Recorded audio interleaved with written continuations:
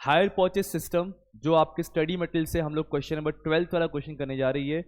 ये अगेन आपका fully reposition वाला क्वेश्चन है। ऐसा क्वेश्चन हमने ऊपर किया था एक बार स्टार्टिंग में रीपोजिशन टाइम पे।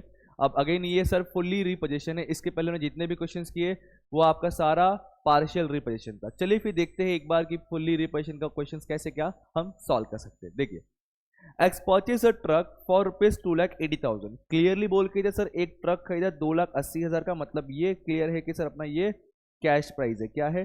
कैश प्राइस कि 2,80,000 हमने परचेज किया हुआ है। फिर बोला है पेमेंट हुई मेड 91,000 डाउन, मतलब ये अपने को डीपी देकर रखा है सर। डाउन पेमेंट दे दिया हमें क्वेश्चन में, डीपी गिवन है 91,000 and 3 instalment of 36,000 each at the end of each year. Please ध्यान देना, बोला है कि 76,000 ईच ईयर रहेगा। अगर ये तो क्लियर है पहला कि सर ये तो है वैसे including instalment is equal to cash price plus interest वाला अमाउंट है, लेकिन सर कैसे मालूम पड़ेगा एग्जाम के टाइम पे? तो डू वन थिंग, 76,000 3 टाइम बोला है ना, तो मल्टीप्लाई 76,000 मल्टीप्लाई 3 कीजिए, कितना आ गया 2,28,000 प्लस डाउन पेमेंट कीजिए 91,000, कितना हो रहा है देखो 3,19,000 और अपना एक्चुअल कैश प्राइस कितना है 2,80,000। मतलब सर 3,19,000 और 2,80,000 का जो डिफरेंस रहेगा वो आपका इंटरेस्ट अमाउंट है। इसलिए मैंने कहा कि ये जो आपका इंक्लूडिंग इंटरेस्ट वाला चीज है। Okay, it's at the end of each year, हर साल के ईयर के एंड में इंस्टॉलमेंट का डेट बनने वाला है, क्योंकि डेट बहुत इंपॉर्टेंट इस चैप्टर है। रेट ऑफ इंटरेस्ट गिवन है 10%, रेट ऑफ इंटरेस्ट गिवन है 10%। बायर डेप्रिशिएट करने वाला 15% पर एनम रिटर्न डाउन है, WDV मेथड है, 15% है बायर के बुक में। Because of the financial difficulties, X after having paid down payment and first installment at the end of the first year, बोला है पहले साल के आखिरी टाइम पे डाउन पेमेंट तो पहले क्या रहेगा इसने, और फर्स्ट इंस्टॉलमेंट ईयर के एंड में इसने पे कर दिया, बट उसके बाद उसने सेकंड के बाद से मतलब फर्स्ट के बाद से सेकंड थर्ड कोई भी इंस्टॉलमेंट इसने पे नहीं किया हुआ है। इसलिए सेलर ने पोजीशन वापस ले लिया, ट्रक का रीपोजिशन कर दिया, डिफॉल्ट हो गया यहाँ पे फर्स्ट ईयर के एंड में वो, मतलब फर्स्ट ईयर खत्म हुआ रहेगा, सेकंड ईयर का जब इंस्टॉलमेंट का डेट आया रहेगा तो उस टाइम पे डिफॉल्ट हो गया और पेमेंट नहीं कर पाया वो। That means first year normal depreciation होगा सर, सेकंड ईयर के एंड में डिफॉल्ट हुआ और कहीं कुछ डेट बोला नहीं है, मतलब जिस साल डिफॉल्ट हुआ उसी साल रीपोजिशन हो रहा है। That means on the first year कोई इशू नहीं है, सेकेंड ईयर में आपका डिफॉल्ट होगा और सेकेंड ईयर में ही रीपोजिशन होगा, इस चीज को ध्यान रखिएगा। ओके, अब सेलर ने हमारे पास ट्रक रिपोजिशन कर लिया सर, ले लिया। अब उस ट्रक के ऊपर उसने 9,200 रुपये एक्सपेंसेस किया, मतलब वो एसपी रिपोजिशन अकाउंट बनता है ना, डेबिट में लिखते हैं टू कैशिंग बोल के, इन शॉर्ट उस एसेट के ऊपर इसने 9,200 रुपये खर्चा किया रिपेयर का, फिर उसको उसने किसी और को 1.5 लाख में सोल्ड कर दिया। तो ये और ये जो है sir in the books of seller के अंदर आपका एचपी रिपोजिशन अकाउंट में एंट्री होगा, बाकी और कहीं नहीं होने वाला। Show the relevant account in the books of purchaser and vendor, दोनों के बुक में करना है सर, परचेसर के बुक में भी और वेंडर के बुक में भी। बट हमें पता है सर सबसे पहला कार्यक्रम जो करना होता है वो होता है सर कैलकुलेशन ऑफ इंटरेस्ट और डेप्रिसिएशन और एग्रीड वैल्यू। इस क्वेश्चन में अगर आपने ध्यान दिया रहेगा तो सर एक ही वैल्यू है, एक ही अपना एसेट है, यहाँ पे एग्रीड वैल्यू ऑटोमेटिकली निकलेगा आपका वेंडर अकाउंट क्लोज करने पे। चलिए फिर समझते हैं कैसे करना है इसको। सबसे पहले सर कैलकुलेशन ऑफ इंटरेस्ट करेंगे। अब तक हमने सेम फॉर्मेट फॉलो किया और अभी भी वही फॉलो करते चलेंगे ताकि कंफ्यूजन कुछ ना हो। चलिए मुझे बताइए, एज पर दिस क्वेश्चन सबसे पहले हमें हमारा कैश प्राइस क्या दिया हुआ है, ये देखिए sir 2,80,000 is our cash price. तो आ जाएंगे हम लिखेंगे कैश प्राइस में 2,80,000।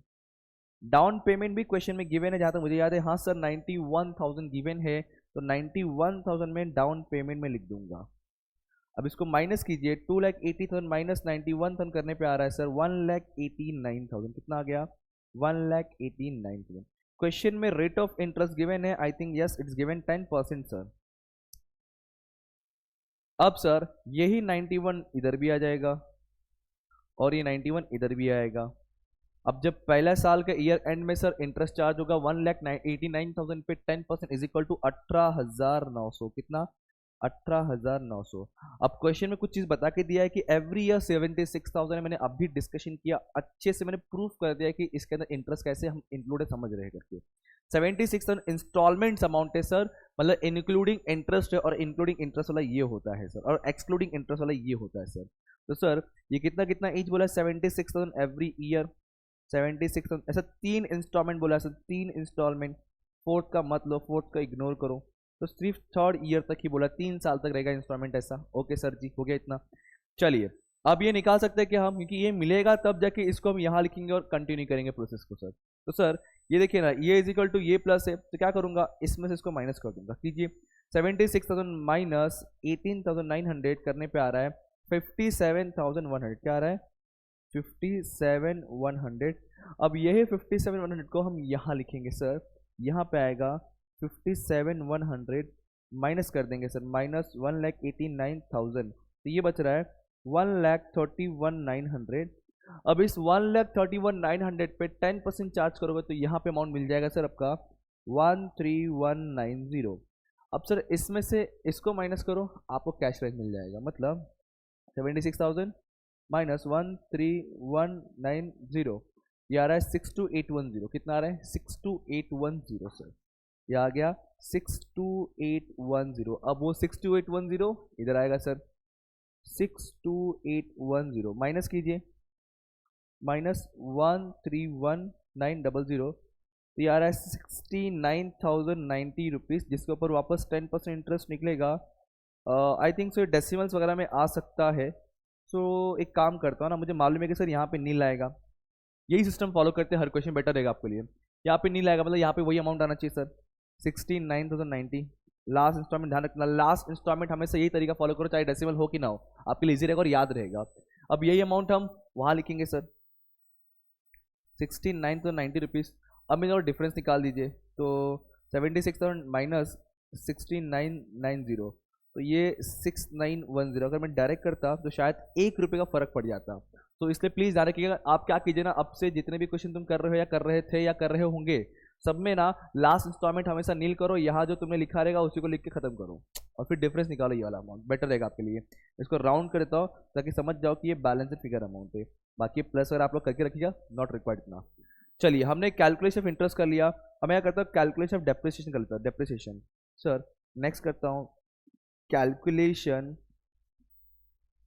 Of depreciation, calculation of depreciation. अब देखिए, अब इसमें मुझे सर ओरिजिनल कॉस्ट मालूम है, माइनस डेप्री पहले साल के एंड में इंस्टॉलमेंट दे दिया तो पहले साल का निकलेगा डेप्रिसिएशन, अगले साल का भी डेप्रिसिएशन निकलेगा, क्योंकि सर ईयर के एंड में हमारा सेकंड इंस्टॉलमेंट है, तो ईयर के एंड तक हमने यूज़ किया, उसके बाद मालूम पड़ा कि डिफॉल्ट हुआ है। तो सर 2 साल का हमें डेप्रिसिएशन निकालना है यहाँ पे, उसके बाद का निकालने की जरूरत नहीं, क्योंकि उसके बाद हमारा तो एसेट हमारे पास से चला गया। चलो तो सर ओरिजिनल कॉस्ट क्या हमारे एसेट्स का, वो है 2,80,000, तो यहाँ पे आ गया 2,80,000। जरा चेक कीजिए, इसका डेप्रिसिएशन रेट गिवन है क्वेश्चन में, is our 15% WDV। Oh important, 15% WDV है, तो 2,80,000 मल्टीप्लाई 15% करने पे आ रहा है 42,000। कितना आ रहा है, 42,000 माइनस कर लीजिए, माइनस 2,80,000, तो ये आ रहा है 2,38,000। अब अगेन इसमें निकालोगे 15%, तो ये आएगा आपका 35,700। अब माइनस कर लीजिए 2,38,000 माइनस 35,700, तो मतलब सर ये आ रहा है 2,02,300 वैल्यू था जब हमारे वेंडर ने हमसे हमारा एसेट छीन लिया सर, मतलब हमसे रीपरचेस कर लिया, हमसे वापस लेकर चले गया वो। ओके वेरी गुड, ठीक है। तो सर इसका एग्रीगेट वैल्यू फिलहाल डायरेक्ट निकलेगा, क्योंकि जब फुल्ली रीपोजिशन होता है तो आपको सर वेंडर क्लोज करके उसका बैलेंस निकाल के हमें लिखना होता है, बट अगर जब पार्शियल रिवैल्यूएशन रहेगा तो अलग से आपको एग्रीगेट वैल्यू निकालना पड़ता है। हमने इतना तो एक्सपीरियंस कर लिया सर। आते हैं इसके मेन बॉक्सेस के ऊपर, और मैं ये आपको टेक्स्ट बुक से ही बताऊंगा अगेन में, ताकि टाइम बचे अपना। इन द बुक्स सबसे पहले एक्स है, एक्स मतलब वेंडर है, बायर है। अब बायर के में 2 अकाउंट बनता है as usual sir, assets account और एक वेंडर अकाउंट। तो पहले हम असेट्स अकाउंट में आते हैं। सबसे पहले साल हमने अपना ट्रक खरीदा, एंट्री क्या होगा बोलो मुझे sir, truck account debit to vendor account, बराबर है। देखो truck account debit to vendor account. Truck था कितना, कैश प्राइस देखिएगा 2,80,000 का था क्या, हाँ जी 2,80,000 का था, हाँ सर ये देखो 2,80,000 का था, परचेस कर लिया। अब असेट्स अकाउंट का था बेसिकली सर, परचेस होने के बाद डेप्रिसिएशन चार्ज करते क्लोज करते, फिर खाली जिस साल रीपोजिशन होता है खाली उधर 1-2 एंट्री और बढ़ती है। देखो पहले साल सर हमने एसेट खरीद लिया, फिर उस साल का डेप्रिसिएशन चार्ज किया जो हमने यहाँ पे कैलकुलेट करके रखा है 42,000। सर असेट खरीदा, डेप्रिसिएशन चार्ज किया, क्लोज कर दिया, क्लोज करने पे ये बैलेंस आ गया हमारे पास। ये पहले साल का कार्यक्रम खत्म हो गया, अब मैं पहुंचा अगले साल नेक्स्ट ईयर में। तो पहले तो तैयार था सर, क्या सर, ये क्लोजिंग का इधर होगा ओपनिंग, देखो हमने क्लोजिंग का इधर कर दिया ओपनिंग। अब सेकेंड ईयर पूरा साल के एंड में सेकेंड इंस्टॉलमेंट आने वाला है, मतलब पूरे साल हमने यूज कर लिया ना एसेट, इसलिए पूरे साल भर का देखो हमने डेप्रिशिएट अगेन 35,700 चार्ज कर लिया, ये वाला, ये ओपनिंग किया और ये सॉरी ये ओपनिंग किया और ये चार्ज कर लिया हमने, ठीक है। इन लोगों ने थोड़ा सा ऊपर नीचे लिख दिया है, ध्यान रखना, ये इस तरीके से कुछ है, ये हमने डेप्रिशिएशन चार्ज कर लिया सर।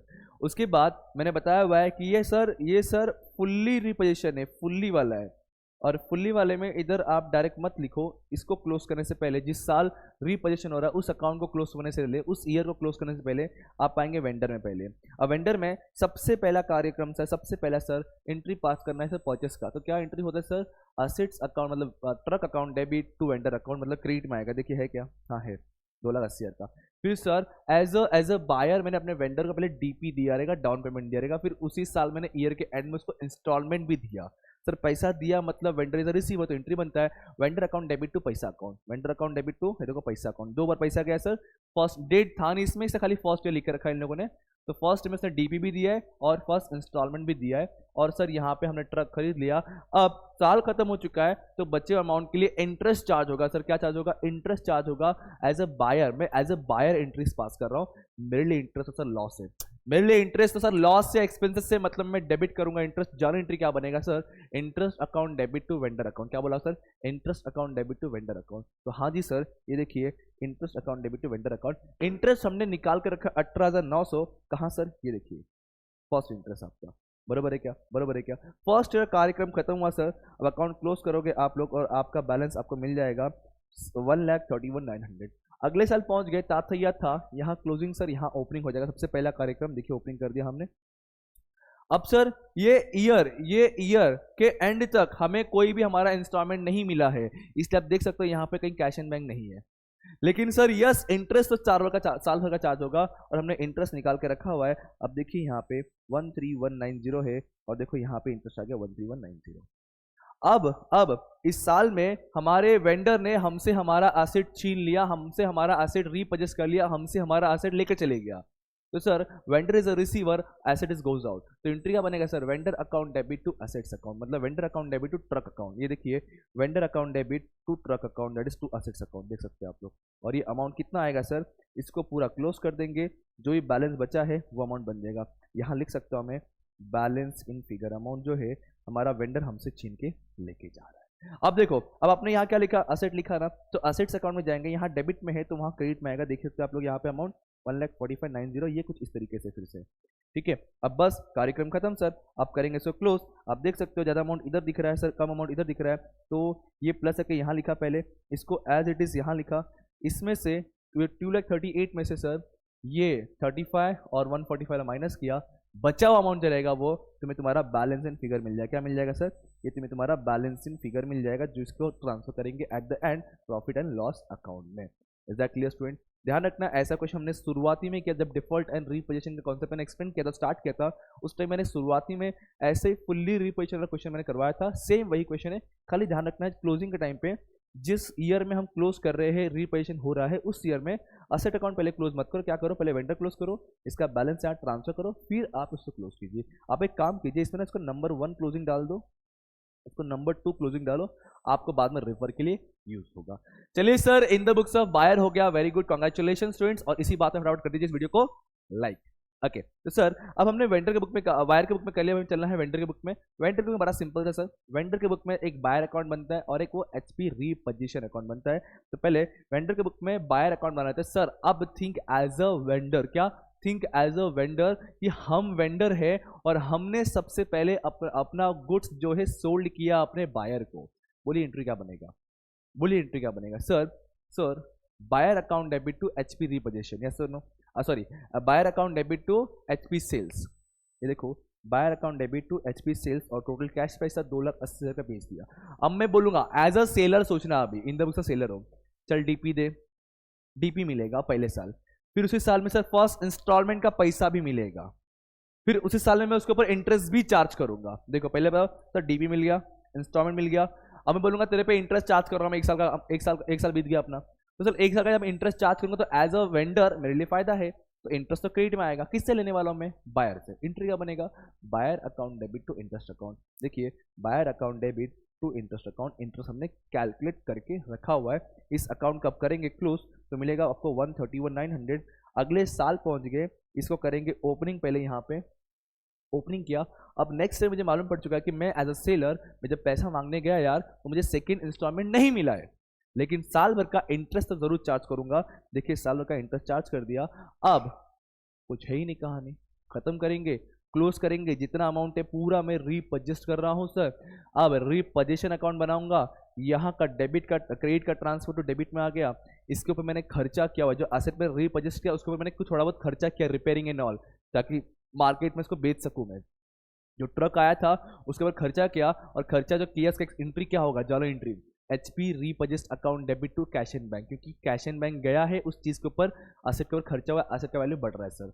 तो यस एंट्री देखो लिख दिया, गुड्स रीपजेस्ट या फिर HP repossessed account debit to cash and bank account sir 9,200। फिर इसको बेच दिया मार्केट में। अरे बेचा तो पैसा आएगा, बेचा तो पैसा आएगा। Cash and bank account debit, क्या बेचा? HP repossessed account. तो पैसा account debit to HP repossession account. ये देखो पैसा account debit to HP repossession account आ गया।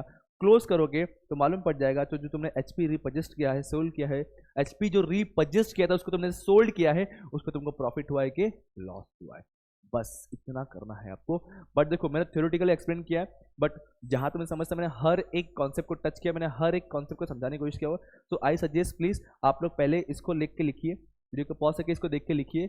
इसको लिखने के बाद आप पूरा सम खुद से सॉल्व कीजिए, प्रैक्टिस होगा काफी। देखो कमांड बिठाने के लिए ना प्रैक्टिस जरूरत है, और प्रैक्टिस हो गया कमांड बैठे तो डेफिनेटली कॉन्फिडेंस है, कॉन्फिडेंस आएगा तभी आप पेपर निकाल सकते हो अपने एग्जाम का, वरना बहुत डिफिकल्टी फेस करनी पड़ेगी। पेपर हार्ड नहीं होता है, हम उसे कॉम्प्लिकेट कर देते हैं बिना प्रैक्टिस किए। ठीक है, तो प्रैक्टिस करो, कॉम्प्लिकेशन हट जाएगा, और डेफिनेटली ये आने वाला टाइम हमारा क्लियर हो जाएगा। ठीक है, देख सकते हो, लिखो फटाफट कमेंट करके। ध्यान रखना फुल्ली में सर पहले वेंडर अकाउंट क्लोज करते हैं, बाद में असेट्स अकाउंट क्लोज करते हैं, और पार्शियल में आप डायरेक्टली इधर क्लोज कर सकते हो, क्योंकि यहाँ पे अपने को एग्रीड वैल्यू मिल चुका होता है, बैलेंस शीट वैल्यू मिल गया होता है। ठीक है, चलिए तो ये सब भी वो अपना खत्म। अब मिलेंगे अगले वीडियो अगले लेक्चर, तब तक पढ़ते रहिए, पार्टनर सबको याद करते रहिए, और जाने से पहले फटाफट इस वीडियो को शेयर में क्लिक करके जाइए, अपने सारे फ्रेंड को शेयर करिए। Thank you so much, bye, जय हिंद दोस्तों।